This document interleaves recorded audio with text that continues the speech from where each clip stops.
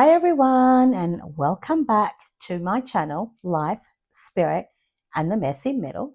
Now, if you're new here, please go and check out my other videos. And if you like them, subscribe, like and share. And if you're not new and you haven't subscribed yet, please do so. It really helps my channel out a lot. And it gets me noticed. And who never knows, other people will like my channel too and what I have to say. So now it is absolutely free to subscribe. You don't pay anything. I'm not charging anyone for anything. So please do subscribe and we'll get on with what we're talking about today. Now, I want to talk about something a little bit controversial today, as usual. But it actually kind of sits at the crossroads of history and spirituality and mythology, and what we are seeing unfold in the world right now. Some of what I'm going to share is based on historical facts. Some come from ancient texts and traditions, and some of it is my own interpretation and intuitive understanding of how I see everything connect. Now, before I do so, I just want to share that everything I do share on this channel is for entertainment purposes only and personal reflection. They are my interpretations and my beliefs.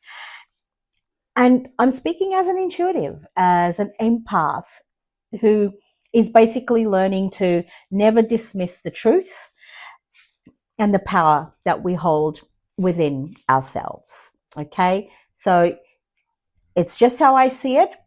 Obviously, you're welcome to see it differently. Now, when we look at the history of Persia, we are not looking at a timeline of empires. We are looking at what many consider chosen land, a place that for millennia has acted as a bridge between the divine and the material world. This region is often included with what we call the cradle of civilization, the birthplace of organized agriculture, early human rights, structured governance, and spiritual traditions that still influence the world today. From a spiritual perspective, Persia has long been seen as a sacred battleground of universal truths.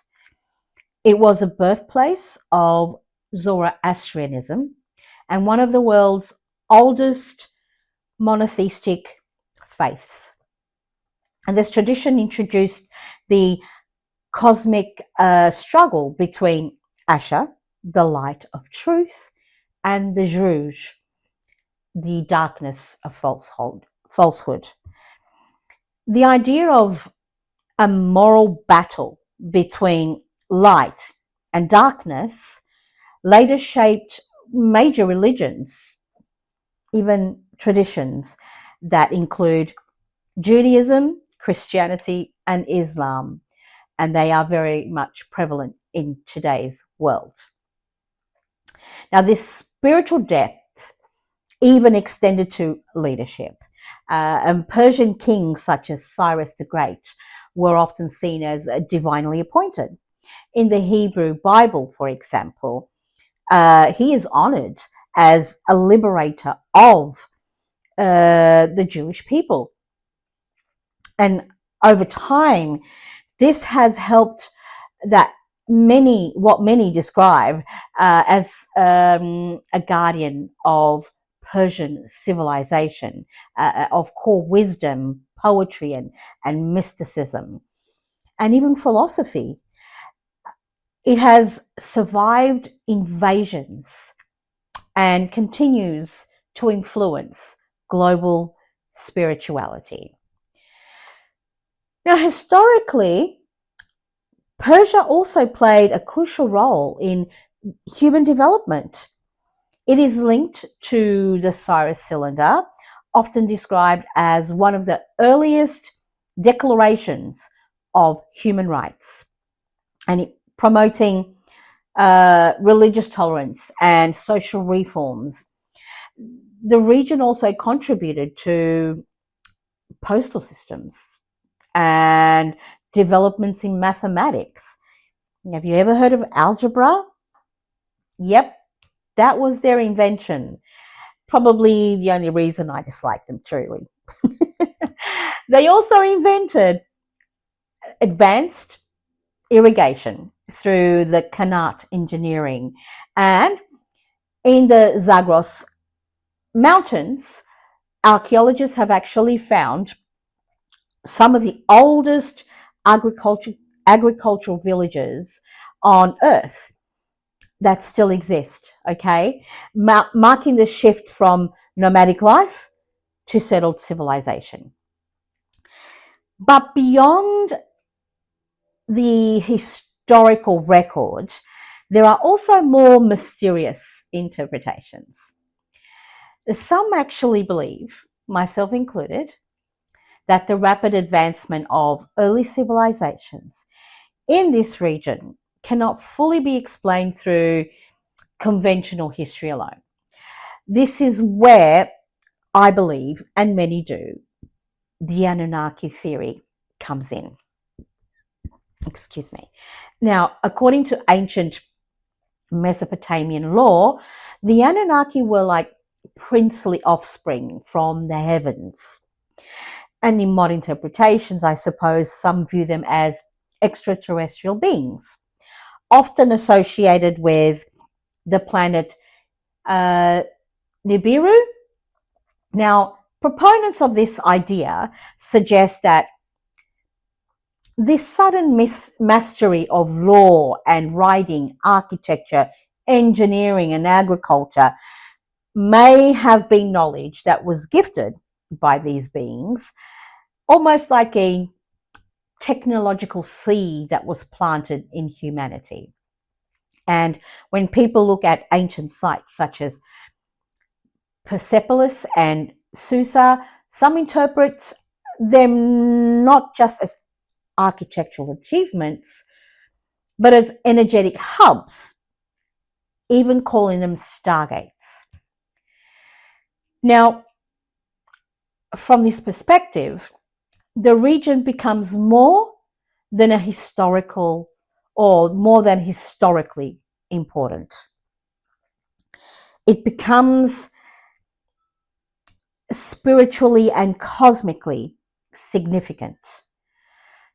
These interpretations actually suggest that modern tensions in the area may not be just political, but connected to a hidden knowledge or ancient technologies that still believed to be existing today. Now, Zoroastrian tradition also speaks of the future in a very powerful symbolic way. It describes the final renovation, so to speak, of the world, and that is known as Frasio Careti. And it's like a savior mentality where figures emerge to purify humanity. There is a final trial, often described as a river of molten metal, where the righteous pass through peacefully while others undergo purification. The result is like a restored world, free from darkness, where humanity lives in unity. I kind of like that idea. With these prophecies, though, we also find the story of a final battle, where the ancient three-headed figure, the Zohak, is said to break free from his chains on Mount Damavand, I think it's called. Sorry, some of these words are very hard for me to describe and pronounce. And that brings chaos before he is defeated by the Kerasaspa. And now, I think it's Kerasaspa, something like that. Now, this comes as a celestial purification. And sometimes it's described as a comet that strikes Earth, melting mountains into rivers of molten metal that all souls must pass through. The righteous experience it gently, while for others it becomes a cleansing. Okay, that's what it's actually known as. Now, of course, those were how the ancients would describe it. Okay, we need to remember that we speak very differently and we see things very differently to what the ancients used to see and the way they used to speak.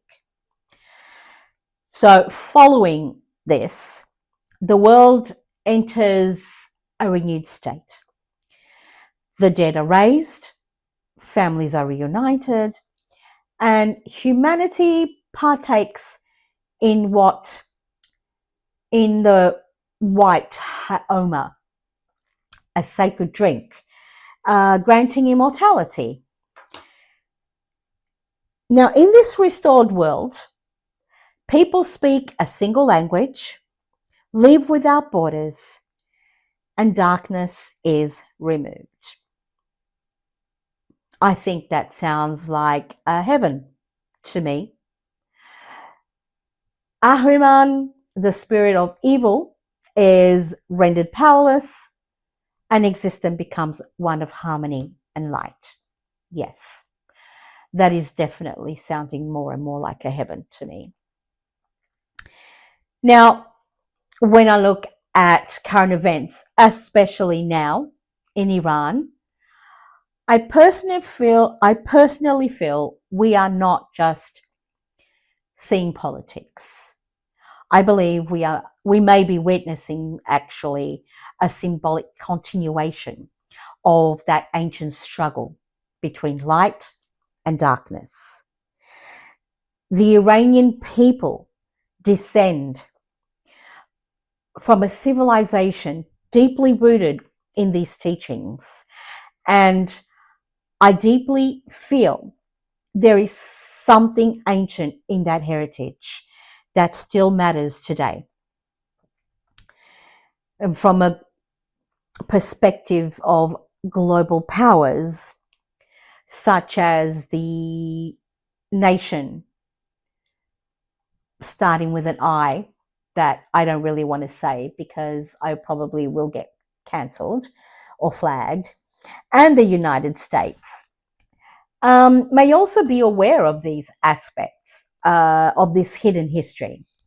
In fact, I really believe they are, because if you have noticed or have seen in my other videos when I talked about the WAR in Iraq and what many people have described as a looting by the American military of museums and archaeological sites.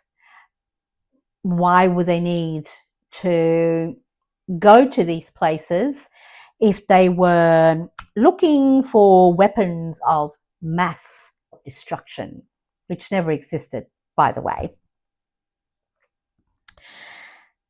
Now, some believe, like myself, that these conflicts across these regions are connected to search for ancient knowledge, and that Iran represents one of the last places where this legacy remains intact.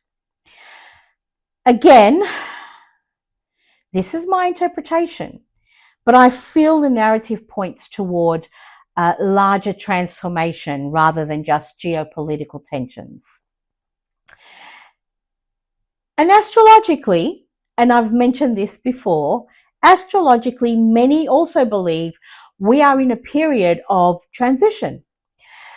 I believe this. We are definitely in a period of transition. Now, with Pluto moving through Aquarius, some early 2026 alignment of Mars and Rahu has been described by astrologers as a pressure point, bringing hidden tensions to the surface. And the eclipses occurring during this time, especially those squared by Uranus, are often viewed as signals of change and disruption. And from a spiritual perspective, again, this can be seen as a deconstruction of the world and the birthing of something new.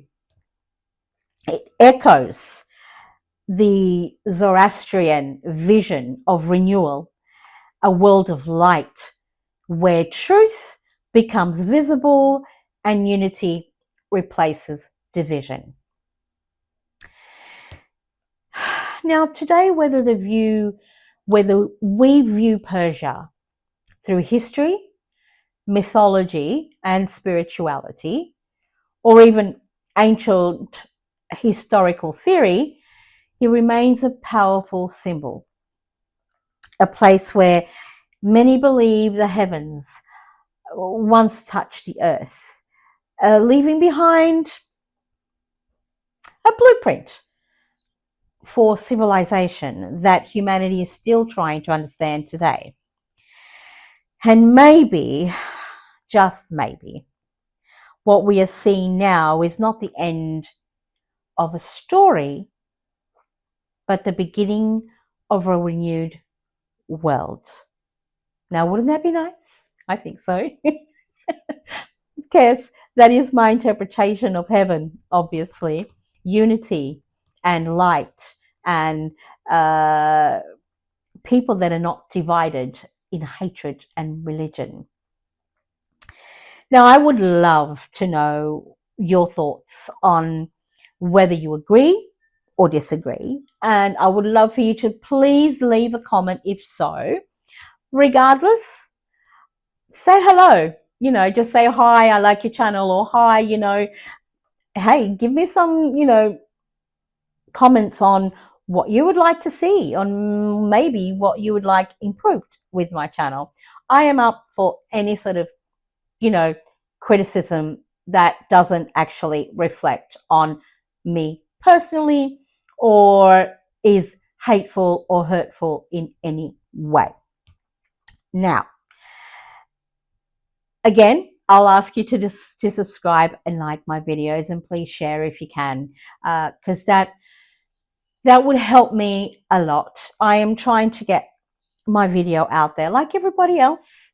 I have, wanting to share what I believe and what I feel is really relevant today for many, many people. So please do like, please do subscribe and share my videos to your friends, to your social media pages, wherever you can, because that will truly, truly help me. Thank you very much for that. Now,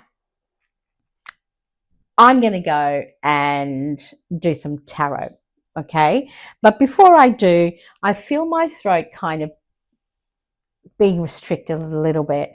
And so I'm going to be holding on to my obsidian, one of my favorite crystals, because it's very powerful, very healing, and very protective. I also almost feel like a lot of times I am trying to speak and my words get stuck. And if you know me, that's very rare. So I'm trying to, ask for protection here and trying to see if maybe this stuckness can go away. Okay. I'm also a little bit shy. I don't know if, many people who know me probably don't think I'm shy because I'm fairly, how do I say this? Outspoken. I believe in what I believe, and I will not, back down when I believe something. Unless, of course, I find that it's a waste of time, because some people just don't want to hear the truth. Some people just don't want to believe what you believe, and that's fine. Okay. You don't have to make anyone believe in what you believe. I just feel like if I've got something to say, I'm going to say it. And that's it for my little, talk for now. Let's do some cards, shall we? Alrighty. Now, today I'm going to do the Rider-Waite. I haven't done the Rider-Waite for a while. I've cleansed them because I thought that they were a little bit contaminated. I did a reading for someone who I wasn't sure I should have done. They didn't give me very good energy, and I think they kind of contaminated my cards a little bit with their bad energy. So I had to cleanse them and wait a little while before I used them again. And today I'm going to do it. So I want to know about what's happening in regards to Iran. Recently, the president of the United States has come out saying that he was going to totally destroy a civilization, 90 million people, that he was going to basically put them back to the Stone Age, obliterate basically their whole civilization, which, mind you, is a serious war crime. That's inciting genocide. And I suppose when you see the people he hangs around with and the nation of Ai also in the Middle East, who I believe should never be there. My belief, my opinion, don't come for me, okay? They have exactly the same way of thinking. They don't care who they hurt. They don't care who they destroy, as long as they get their mullah, basically, and whatever they want. But here we go. All right. Let's see. What is Iran?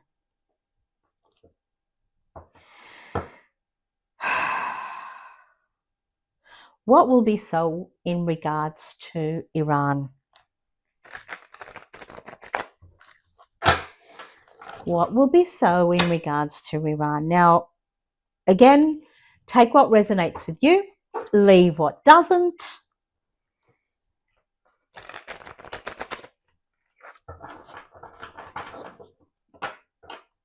And I'll shuffle the little cards a little bit. What will be so in regards to Iran? Will Donald Trump do what he's... Oh, okay. I just got the Ace of Wands. So I'm going to keep that because that flew out. What will be so in regards to Iran? Oh, too many. Okay, enough shuffling.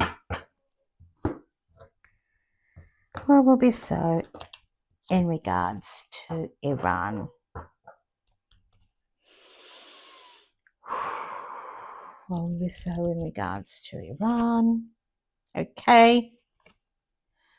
We got the Five of Pentacles. What will be so in regards to Iran? And we get the Magician. Okay.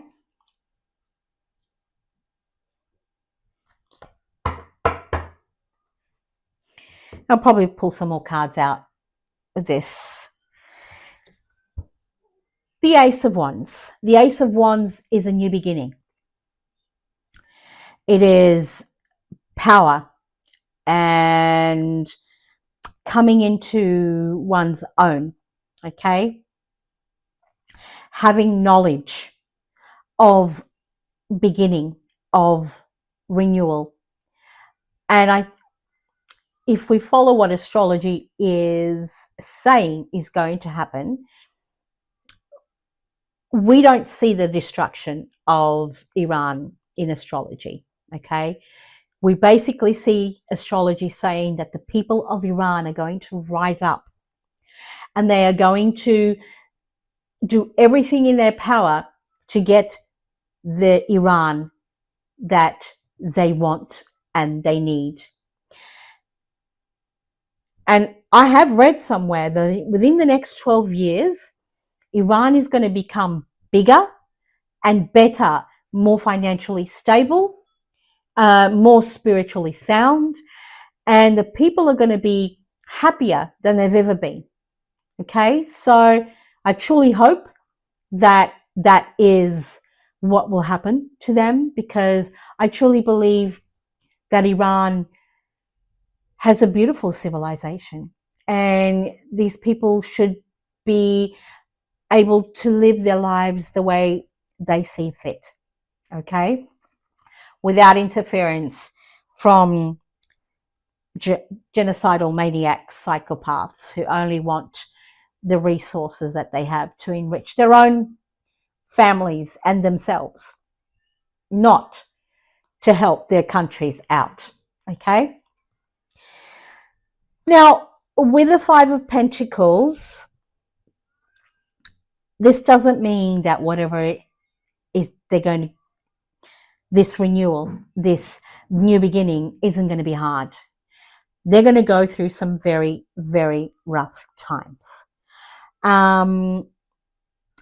But just like this card, this isn't complete and utter devastation, because if you look at these people here, yes, they may be going through a rough time, but there's a light in this window and they can go in and ask for help. And that is exactly what is going to occur. In my beliefs, and I have done the cards many times, and every time I do the cards, I get that Iran isn't alone. Okay, there are other people in that region that are going to start to understand what is truly happening here, and they're going to go and help Iran in some way or form. Okay, of course we've got the Houthis, and we have which are from Yemen, we have Pakistan, we have other nations around Lebanon, for example, or Hezbollah, that are actually helping Iran. But I do believe that even the Qataris are now fed up. The Saudi Arabians are now fed up with what is happening to their nation because of these two other nations that are psychopaths and want everything that they want, regardless of how it affects the rest of the world. Okay? So yeah, they will be going through some rough times. But after all, what is below, or so above, so below. And because they are a civilization that I believe were helped by the Anunnaki, I do believe that these beings are still around. And I do believe that these beings would never allow major interference into what they've planted, which basically means that they're not going to allow Iran to be completely overtaken by those that I have spoken about, those nations. Okay, there's no way that a civilization that has been invaded hundreds of times unsuccessfully, okay, all these other countries that have tried to overtake Iran and their people, regardless of who's in power, have never really succeeded in overtaking the nation itself. It still holds strong, and it will continue to hold strong because they are a strong people. Okay? Now, let's do a few more cards. Can I get a... Oh, we go. Okay. Sorry. I know you can't see what I'm doing. I just had this card fly out, and that's the Two of Cups. Okay. I was going to ask, how will, Iran get out of this? And the Two of Cups basically signifies they're going to go into partnership. They're partners. They're people that are going to help them. Okay. The unity. This is unity. This is partnerships. This is people getting together, swapping ideas and helping each other out with what's happening. Okay. If I can have one more card, please. How will Iran get out of this?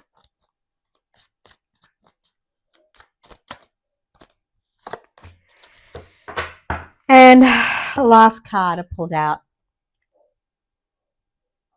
the Three of Wands. The ships are finally going to come in. Okay. So how are they going to get out of this? I suppose this could also signify, that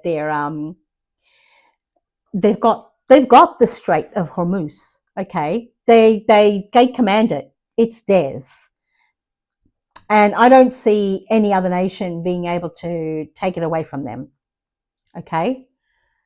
They're going to try, and they're going to hurt many, many people, but they're not going to be able to succeed completely because they have other people behind them.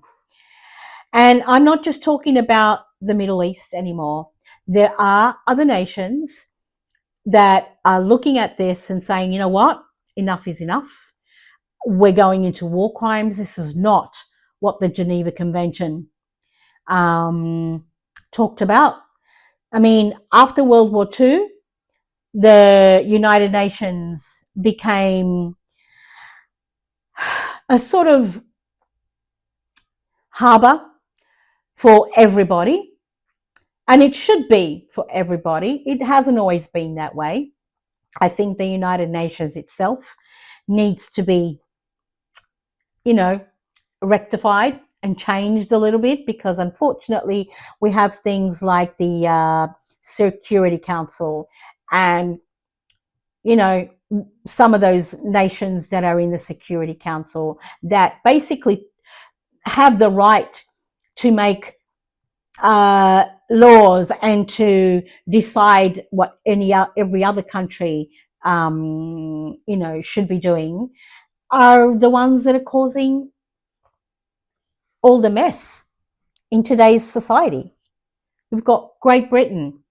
Really? I'm sorry for all the people in Great Britain, but Britain has a reputation for bullying, for coming into other countries and destroying, pillaging, slaughtering hundreds and thousands of people. I mean, look at the Native Americans. Okay, look at the Aborigines in Australia, Africa, South Africa, India. Hello. Okay, and then we have countries like the United States who have created wars for decades now, and many have lost many as well. And then you have a nation, a tiny little nation that in my point of view, is completely illegal, should never have existed, because they overtook a country that was already existing there. They slaughtered hundreds of thousands of people, evacuated 740,000 people from their land, and they keep doing it today. They've created a genocide in Gaza. They're doing one in the West Bank and now in Lebanon as well. So I'm sorry if you don't agree, but those are facts. Those are facts. And don't come at me with, they have a right to defend themselves. What are they defending themselves from?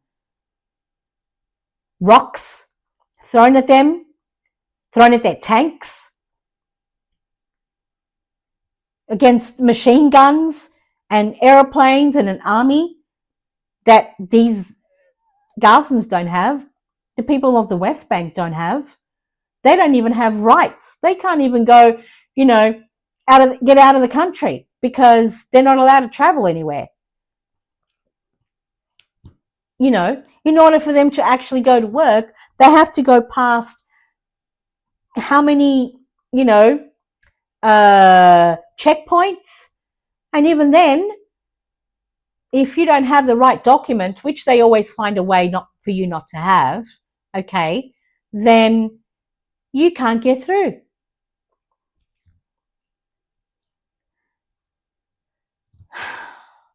Sorry for my ranting, but that's just the way I see things. And until we understand that might does not make right, that division is only harmful, that even religion, and I'm sorry because I do include Islam in this as well, all right? And I don't want to judge anyone's religion, anyone's beliefs and faith. But when you use religion to hurt other people, and it's been going on for thousands of years because you think your religion is better than somebody else's, then I'm sorry. But that's crazy. That's crazy. Not what I believe in.